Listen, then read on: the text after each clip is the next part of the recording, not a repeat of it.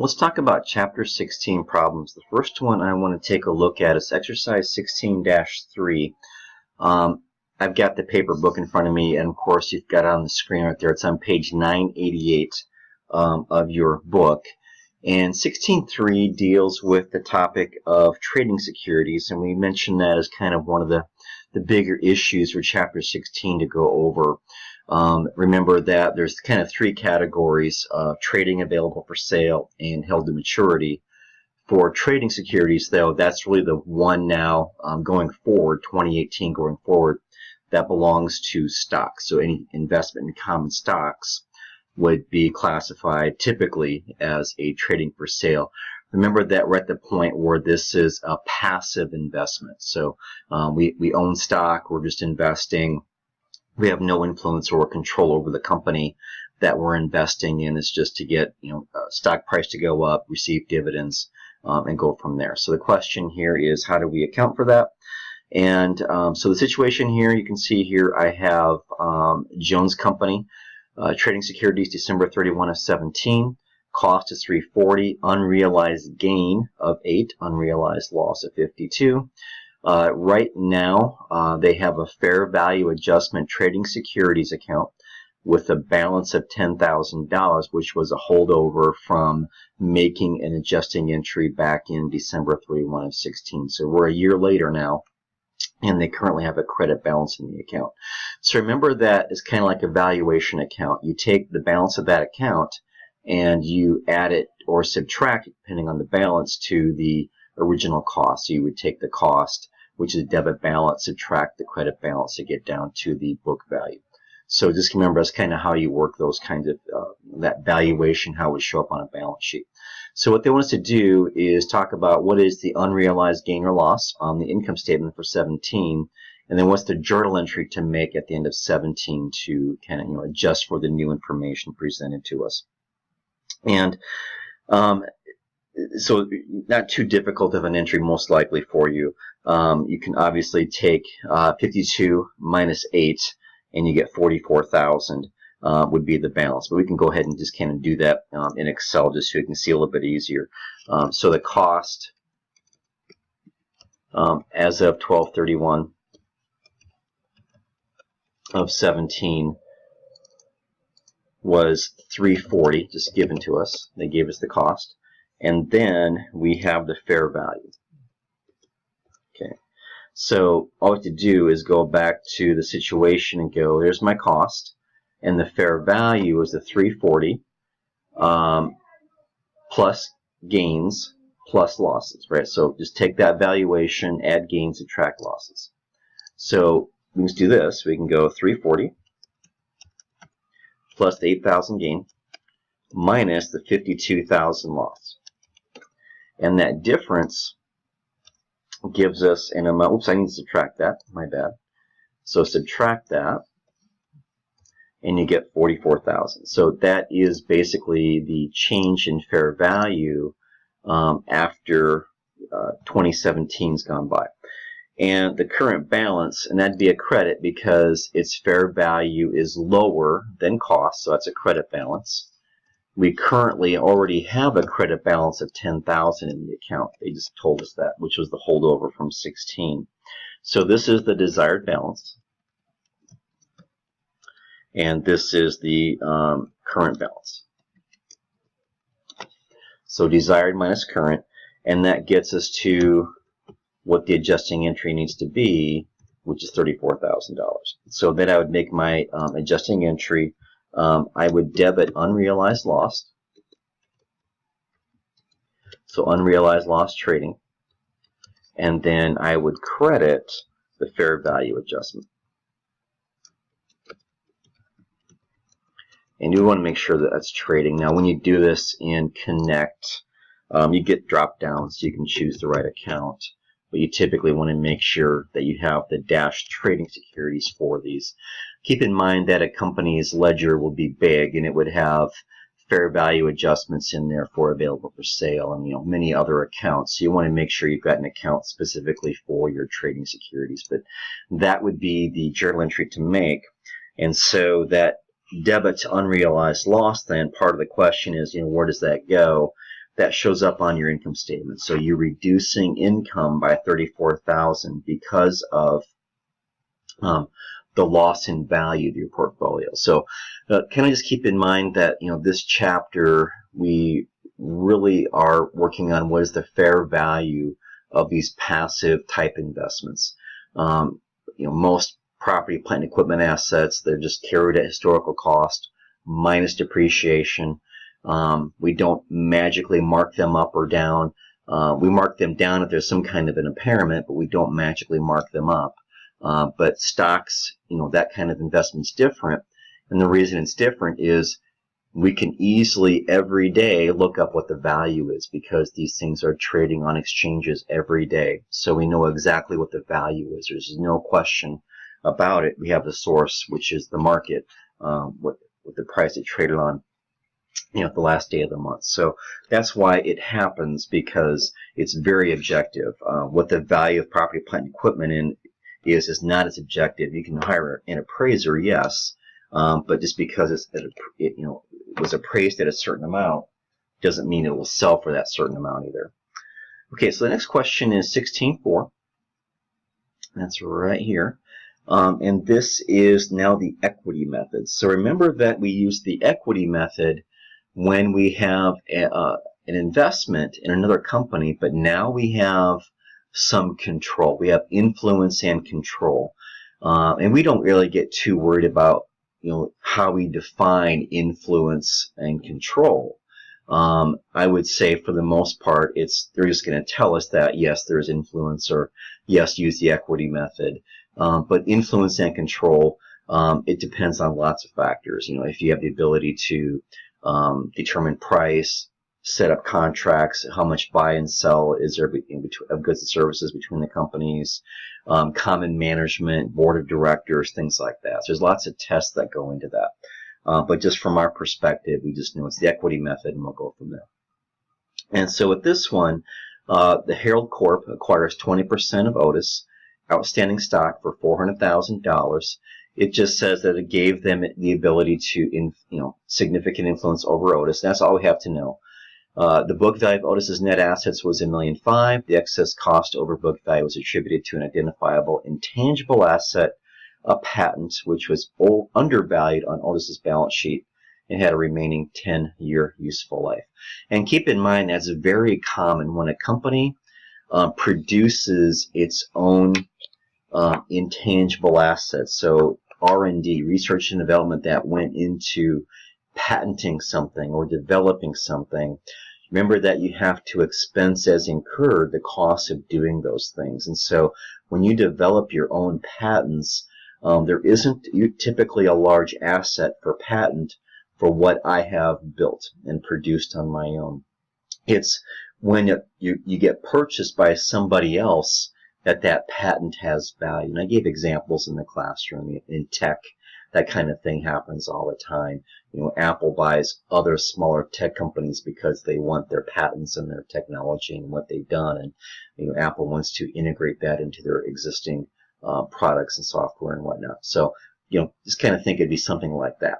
So it makes sense we're going to purchase this company to do that, and that we're going to overpay to get this patent. So December 31 of 17. So remember, the purchase happened on January. Let's just say January 1. We get to the end of the year. Otis has now reported net income of 90, and they paid a dividend of 20,000. So question 1: how much would Herald Corp report as net investment income in 17 related to Otis? And then question 2: what's the carrying value of Otis of Herald in Otis's balance sheet for December 31 of 17. So 2 questions, and the best way to answer it is a little template I'm going to kind of walk you through here, and this will be helpful. Any method like this will be very helpful for you as you go about doing one of these for your Connect homework. And you'll do a few like this. So we'll just kind of start out with Otis net income. So remember that we are Herald and we bought Otis. Okay, so we're Herald, we bought Otis. And Otis's net income is 90. Okay. And then our share, remember our share is 20%. We bought 20%. So I'm just going to type in share is 20%. So we're going to use 0.2 a lot. So 0.2, and so net income times 0.2, we get 18,000, and that is Harold's equity in Otis earnings.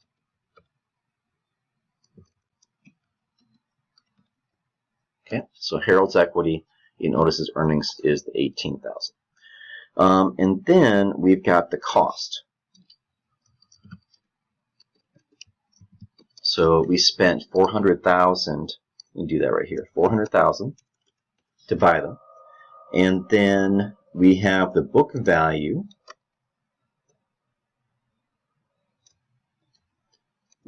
Book value of Otis. NA stands for net assets, so book value of Otis's net assets, and that was $1.5 million. Now I'm actually going to put this 400 right over here, and we multiply that by the percent share, by the 20%.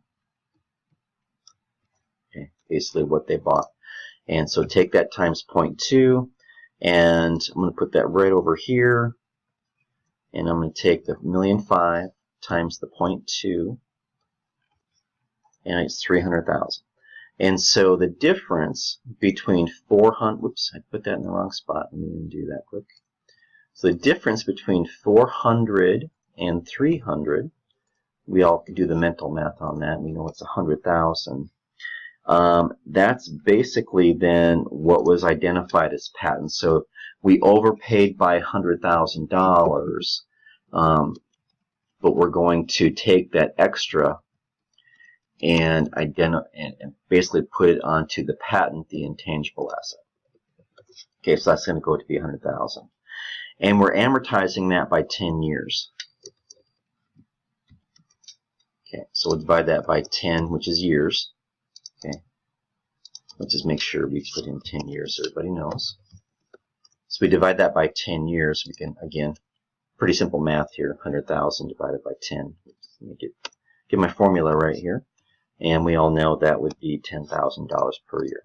Okay, so that's kind of where we end up in terms of amortization per year. Now, we could have assigned that to goodwill, and if it was assigned to goodwill, you would never amortize that. Instead, you do an annual impairment test. But we did assign this purchase price to a specific intangible asset that has a life of 10 years. And so we have to amortize that excess of $100,000. We have to amortize that away every year for 10 years. So I'm going to move this part over here just so you guys kind of see that. And I'm going to move this 10,000 over here because in 17, Otis made 90,000 net income. We as Harold, the buyer, we basically get 20% of that as ours, 18,000. But however, because we spent an extra $100,000 to buy them, and that was really the value of this patent that they had on their books, we have to amortize that away at $10,000 per year. So the equity income for Harold is the difference. Okay. So the difference between the 18,000 and the 10,000 is 8,000. And so that's what Harold, for requirement 1, the question was, how much would Harold Corp report as investment income related to its investment notice? And that is the answer right there, 8,000. So 18,000 minus the 10 to get down to 8. Then the second part of the question is basically on the balance sheet, what is the value of the investment in Otis? So cost of Otis was the 400,000. Harold's income, equity income of Otis was the 8,000 that we just got done figuring out. So that number right there. And then the dividend. So remember there was a dividend. And the dividend, if you go back and take a look at it, was $20,000. And so just simply subtract the dividend, 20,000, times 0.2. Remember, that's how much Harold owns of Otis, is 0.2. Now I can just add those up, and my value, if I'm Harold, on my balance sheet, I have an asset called balance in investment in Otis. Okay, so I've got an asset on the balance sheet for 404 that I own due to owning Otis. So remember, I don't care what the fair market value is of Otis in this example that we just got doing. This is the equity method. That doesn't matter. I just kind of just go based on what did I spend, what did I pay to buy them, and what is my percent of the net income that they earn, and that makes that go up, and then the dividends makes it go down. So the value is 404 using the equity method. So keep in mind the way that works is as Otis's equity changes, I own 20% of its equity, so my balance in equity has to go up and down along with the change in Otis's equity. That's kind of the heart of the method, if that helps to remember it. Okay, the next question is 16-5. It's similar. It's the same kind of situation with just a little bit different numbers, obviously. But again, equity method. And with this one, Sage Inc. bought 40% of Adams. Outstanding stock on January of 2017 for $400,000. Carrying amount of Adams net assets was $900,000. Fair values and carrying amounts were the same for all items except for plant and inventory, for which fair values exceed carrying amounts by 90 and 10 respectively. The plant has an 18-year remaining life. All inventory on hand at the beginning of the year was sold during 17. Adams for the year of 17 had net income of 120 and paid 20,000 cash dividend. Okay, so Sage bought Adams, and that's kind of all the info about Adams right there. So question 1: what amount should Sage report as net income in this investment in Adams for the year of 2017? So let me kind of just get rid of this stuff. We'll try to keep kind of that main format going here. We'll do the best I can with this.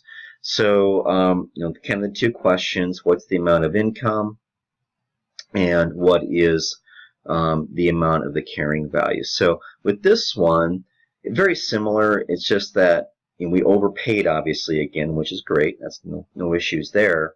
But now we're attributing some of that extra purchase price to two different things: inventory and property, plant, and equipment. And that's very okay. I mean, that basically what you do with this kind of a purchase is you kind of revalue the balance sheet of the company that you acquire, and you go from there. So let's go ahead and figure out what the cost was. So let's do cost of Sage's 40% in Adams. Okay, so they bought 40%, and they spent $400,000 to do that. Okay, and then the net assets were $900,000. Okay, so $900,000 times 0.4. We get $360. So the difference is the excess. So basically, we overpaid by $40,000. Okay, so basically, the excess. That excess then has to be allocated, and we're going to allocate that into two things. They told us what those were: PP&E, property, plant, and equipment, and inventory. And so the property, plant, and equipment, they told us, and the way we figured that out is going back to the problem. They said specifically 90,000 and 10,000. So fair values are higher by 90 and 10. That's really important. So what I do is I take 90,000 times 0.4. I get 36. I take 10,000 for inventory times 0.4. I get 4,000. So the excess, when I add those two together, is exactly my 40,000, which is exactly what I want. So I want 40,000 excess, and that's where I'm at. Okay. So and then I have to basically amortize that away. Okay. And they said for the PP&E it's 18 years. For the inventory it was just 1 year because it was all sold. So it's a January 1, it was overvalued by $4,000. We sold it all during the year, so it's gone at the end of the year. So we'll just basically amortize that all away in 1 year. And then for the PP&E, we divide that over 18 years. And that's $2,000 per year. So basically, I got this excess amortization in year 1 of $6,000, and every year after that it'll just be down to $2,000. Be pretty easy. So basically, that excess has to be accounted for, and that's what we just got done doing. So it's attributable to these two items, and I amortize it away or depreciate it away, however you want to say it, over the useful life of those assets. Inventory 1 year, property, plant, and equipment 18 years. Okay, and then, of course, we have the net income from Adams. And that net income for them was $120. We own 40% of them, so the sum of the two, or the multiplication of the two, is $48,000. And so basically, Sage's share of Adams'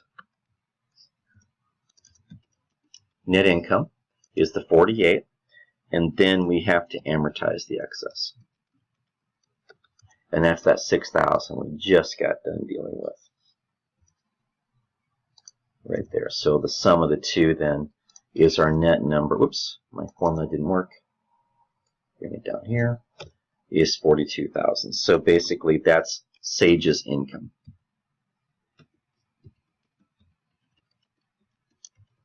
Okay, so what Sage's investment income is for the year is $42,000 based on all that.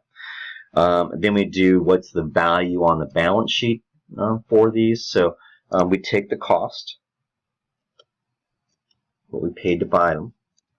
Sage buying Adams, the cost was $400. Okay, I'm gonna, let me get rid of this.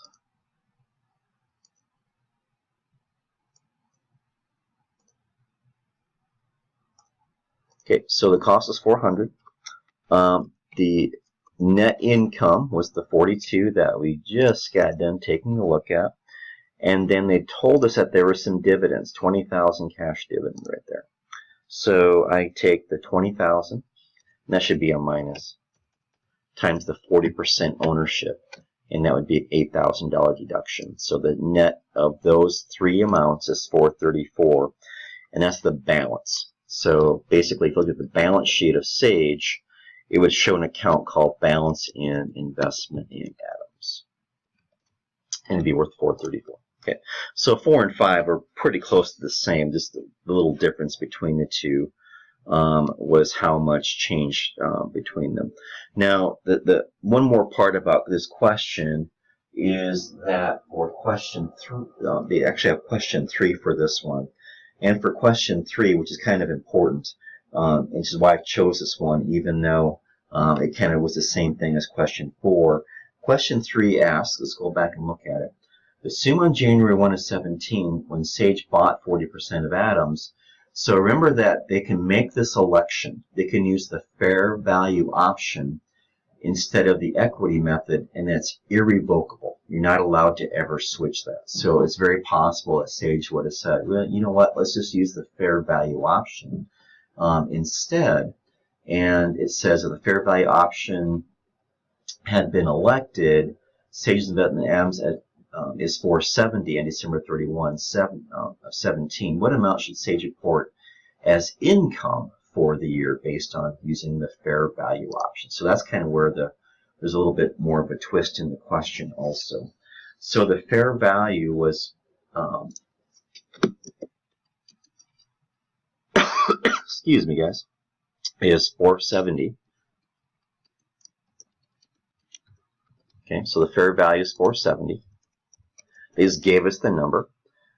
They said that the cost is the same cost as before, just $400,000. Nothing changes about the cost. And so the unrealized gain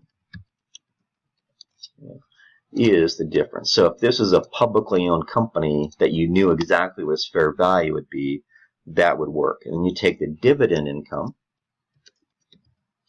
And remember, that was the 8,000, so that would be 20,000 times the 0.4, and you get 8,000. And so basically, income for the year based on this investment then would be the sum of the two, be these two numbers right here. Okay, and let me format these so the numbers look more obvious. And let me just kind of make sure that you understand kind of what everything means here. Let me format this better.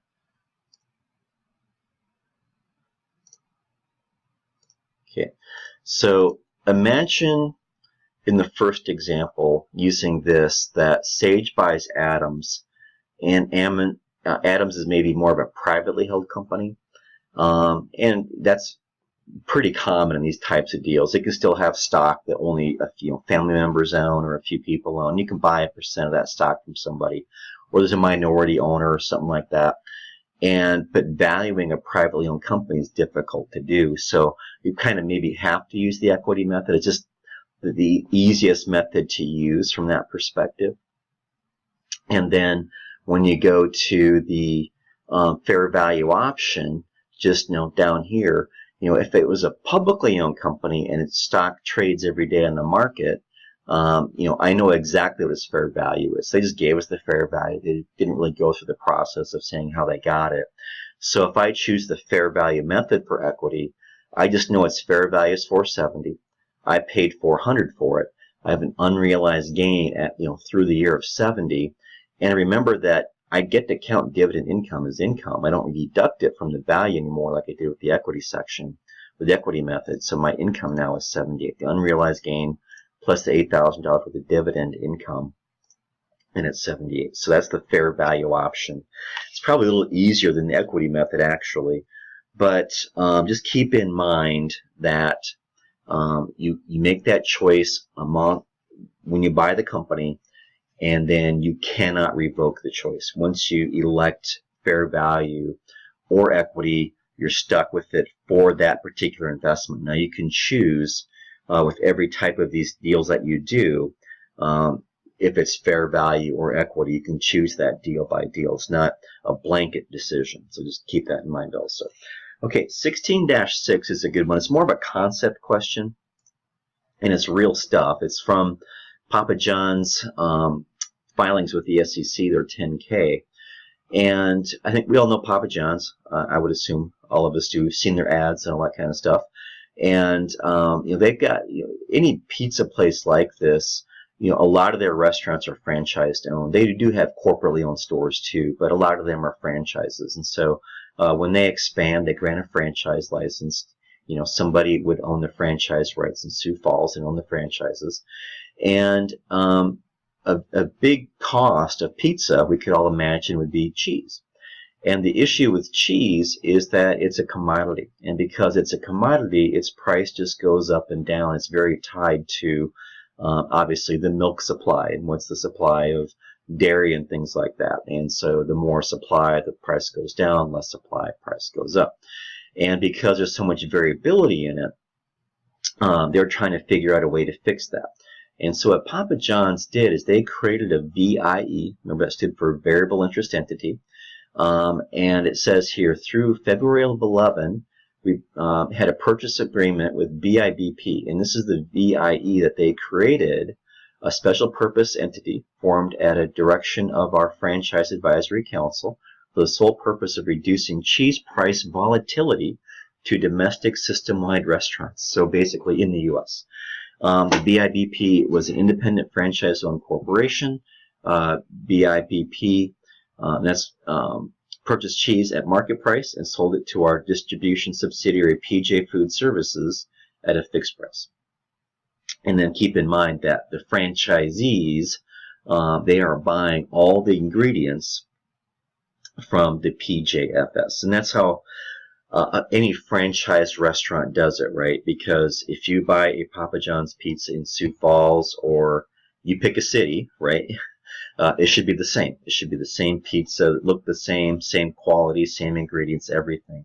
And so that's the challenge with any franchise restaurant, is you have to maintain that quality. So what they typically do is they set up a distribution company that handles that. And so all the franchisees They buy all their food from that entity. So within that PJFS, they have this special purpose entity that was just buying cheese. That's all it did, was bought cheese. It bought it for whatever the market price was, but they sold it no matter what the market price was. They sold it for the same price, a set price, to the franchisees. So think about why they did that. Is the franchisees, these are smaller businesses, right?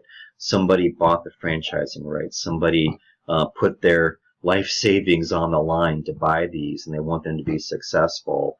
And they want cost certainty. They want to be able to order their raw materials, ingredients, and know what the pricing will be. And so what Papa John's did is they figured out a way to do that. And they're letting this variable interest entity basically take the gains or losses on the difference between what they charge for cheese and what they paid to buy the cheese. So that's kind of the big picture what's going on. So that is a frequent thing with this industry when you're franchising something like this, and some of the food costs are very variable based on just the market conditions. You're trying to pass to your franchises more cost certainty, and so that they will know what cheese prices might be for the next year as they figure out their budgets and forecasts for the year. Papa John's has basically said, we're going to charge you this amount for cheese. So it just allows their franchisees to maybe breathe a little bit easier, sleep a little bit better at night. And Papa John's is willing to, kind of cover that market difference up or down. Obviously the franchisees might be overpaying for cheese if the market price drops significantly. But in an agreement like this, they basically set the prices for a number of months, if not even a year, at a time, so the franchisees know exactly what they'll pay for all their costs, which helps them with pricing and all that kind of stuff too. So in food cost is one of your most significant items, and it's also the most controllable item. So they're just trying to figure out a way to do that. That's really the purpose of Papa John's doing this. So question 1 was the primary business rationale for Papa John's purchasing an agreement with BIBP. I think I mentioned that this is basically taking a commodity and turning that into a fixed price. Basically, Papa John's corporate is going to absorb the variability of the pricing, and the franchisees now have cost certainty and a fixed price for a set amount of time. Requirement 2, what criteria did Papa John's use to determine if it should consolidate the BIBP in its financial statements? And it really comes down to primary beneficiary. Papa John's had to determine if it was the primary beneficiary of the BIBP entity. And obviously they were. Okay, there's no question. And there's kind of 2 rules you have to take a look at. One is, does it have the power to direct the significant activities of the BIBP? Yes. And question 2, it has an obligation to absorb losses or the right to receive benefits that could be potentially significant to the BIBP. Yeah, absolutely. The whole point of it was to absorb losses if there's losses, or basically then receive benefits if there's gains. So yeah, 100%. Both rules were 100% met. And then requirement 3 says, assume that Papa John's consolidated the BIBP. How were the intra-entity sales described above accounted for in the consolidation process? So remember that when you get down to your consolidated financial statements, that has to represent sales to an outside third party, right? So that cheese isn't really revenue until it's sold to me and you as customers of Papa John's. We place the order on the internet, on our phones, call it in, whatever. Now it's revenue. But when this wholly owned sub, whose only purpose is to buy cheese and resell it to its subsidiaries, its corporate-owned stores and its franchised-owned stores, that's not an outside third-party sale. That's so we have to eliminate those, both on the revenue side and the expense side. Otherwise, we'd be overstating both. And if we overstate, then that's misleading to the financials. So when you get to the consolidated set of financials, that should represent transactions with outside third parties, not with related parties. Because if it did include data about related parties, you could buy a sub and do a whole bunch of buys and sells and inflate your numbers, right? Which would be extremely misleading to the outside world, and that's not what we want to do. We want to make sure that the outside world says, here's what Papa John's did for revenues, expenses, net income, based on selling pizza to customers, just everyday people. Okay, so that's kind of the whole point of doing that. Okay, question 7 deals with goodwill and how to value goodwill. So again, now we are buying another company, and when we buy this other company, we do the best we can to assign purchase price above book value. So basically, just the extra we're paying to get this company, we do what we can to assign it to specific assets. Property, plant, and equipment, inventory, patents, whatever that would be. But quite often, you're still paying an amount above that to get the seller to sell to you. So as the buyer, you got to sweeten the pot enough until they say yes, and you get to the point where you're still in your comfort zone of writing a big check to buy a company.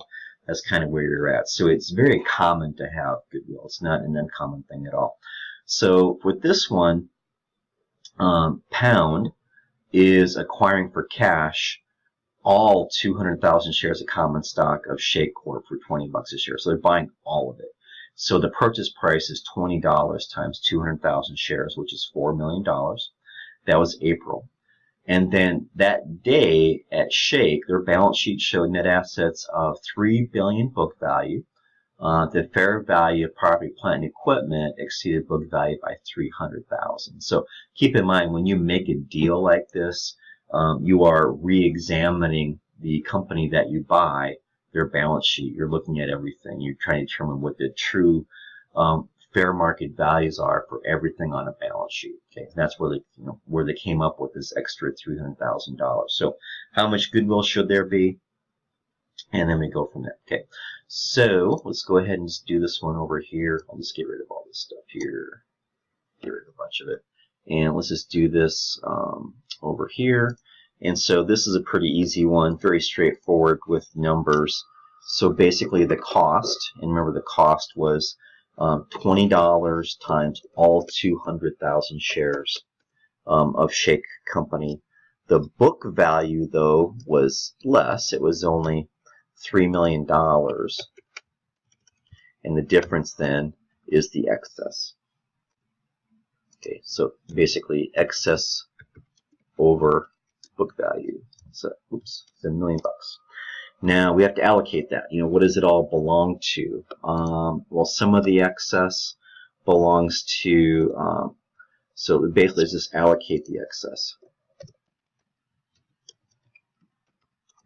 And some of it belongs to PP&E. And they told us specifically that was $300,000. And that's all they told us. They said there's $300,000 of excess that it belongs to PP&E, but I have $1 million that I paid extra. So the logical conclusion is that the difference is goodwill. And so that just, we can all do the mental math here and go, this has to be $700,000 in order for this to be $1 million. Okay, so my goodwill is just simply $700,000. So remember with goodwill, you never amortize goodwill. You used to, way back in the day. It was the early 2000s when that rule changed. Instead, now you do an annual impairment test, and what you're doing is you test goodwill to determine does it still have value. If the answer is yes, it's fine. You leave it, you let it be. If you believe it's impaired or lost value, then you make a decision of how much to write it down. So you don't just amortize it anymore. You just do an annual impairment test instead. Okay, so that was question 7. Let's take a look then at question 9, and that one deals with just a little tiny consolidation. And I did mention this in class the other day. I talked about, kind of the big picture concept of when we do consolidations and a few things regarding those. So I just wanted you guys to be aware of what those are about. So question 9, let's go down to that. On January 1 of 17, Pitt acquires 80% of Saks. So Pitt buys Saks. The acquisition cost was equal to Pitt's equity in Saks' recorded net assets on that date. Pitt and Saks have retained earnings of $500,000 and $100,000 respectively. During 17, Pitt had net income of 200, which includes equity in Saks' earnings, and declared dividends of 50. Saks had net income of 40 and declared dividends of 20. No other intra-entity transactions between the parent and the sub occurred. So what should be the consolidated? So basically take Pitt plus sub, or Pitt plus Saks, parent plus sub, and then have some adjusting entries or eliminating entries, and then get to your consolidated numbers after that. So we're just going to look at only one thing, which is retained earnings. So we'll do that over here in Excel. And so we take the beginning parent. So Pitt was the parent. Beginning retained earnings. Okay, and you take that number and you add 500,000. Okay, that's what they started out with. And then you take the net income.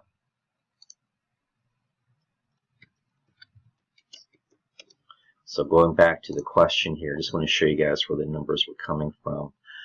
So 500,000, Pitt's retained earnings, and Pitt had net income of 200. Oops, so that was the 200,000. And then, let me get rid of, that does not need to be there. Okay, and then we're going to do consol dividends, parent only. Okay, so go back and look at the dividends paid. So Pitt declared dividends of 50. Okay, so Pitt net income of 200,000 and declared dividends of 50. So Pitt had a dividend of 50. Okay, add those up and that's it. It's 650. Okay, so that might seem confusing, but basically I only care about the parent. When I get to the consolidated column, the equity in the subsidiary is eliminated. And I mentioned that in class. The equity of the parent company is what the consolidated equity becomes. The all equity of the subsidiary company is eliminated away. So the surviving equity, in this example, is just retained earnings. So on my consolidated balance sheet, I will have a retained earnings balance of 650.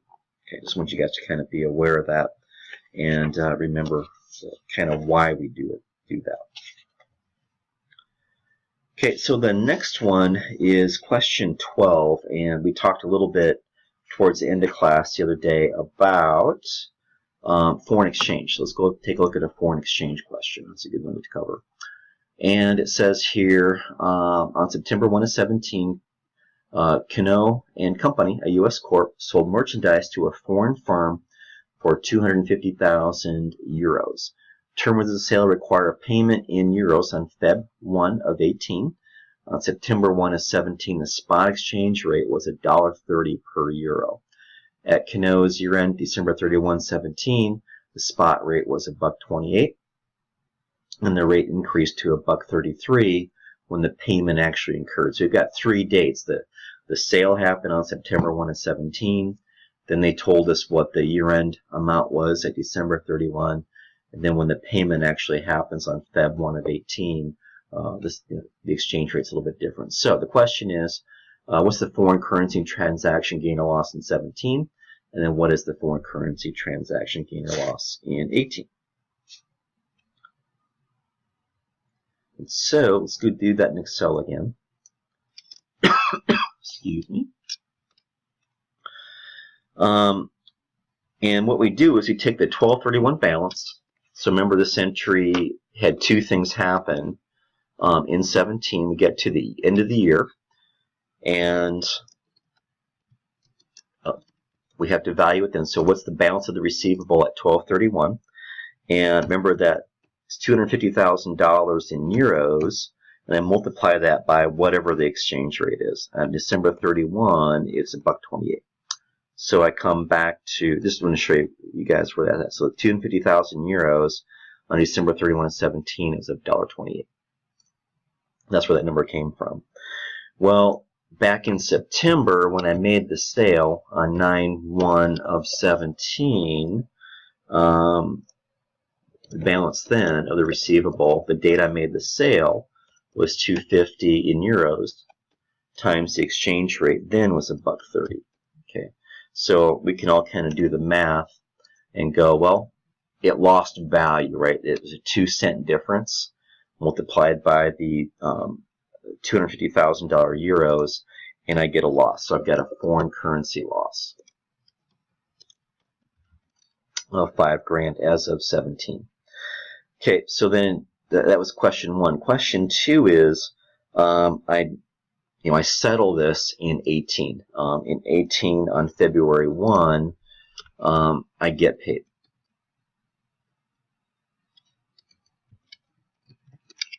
So they're going to pay me based on the spot rate of that day. So it's $250,000, and the exchange rate that day is $1.33. So it's gone up a little bit. And then I subtract that from my 12/31 balance. I'm just going to copy this one down. Okay. So I'm just going to subtract that from this balance up here. So I'll just take the 332.5 minus the 320, and I get 12.5, and that's my gain.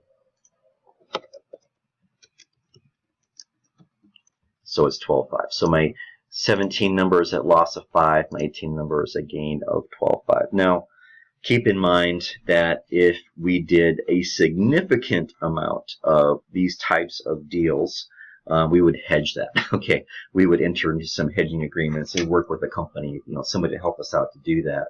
So we're not having to worry about foreign currency transactions and gaining or losing on those. So just keep in mind, if we just happen to do one every so often, maybe we're okay with, kind of riding the waves of whatever the exchange rates do. But if it's something we do frequently, we would look at this differently. Okay, so that's a pretty good representation of all the problems.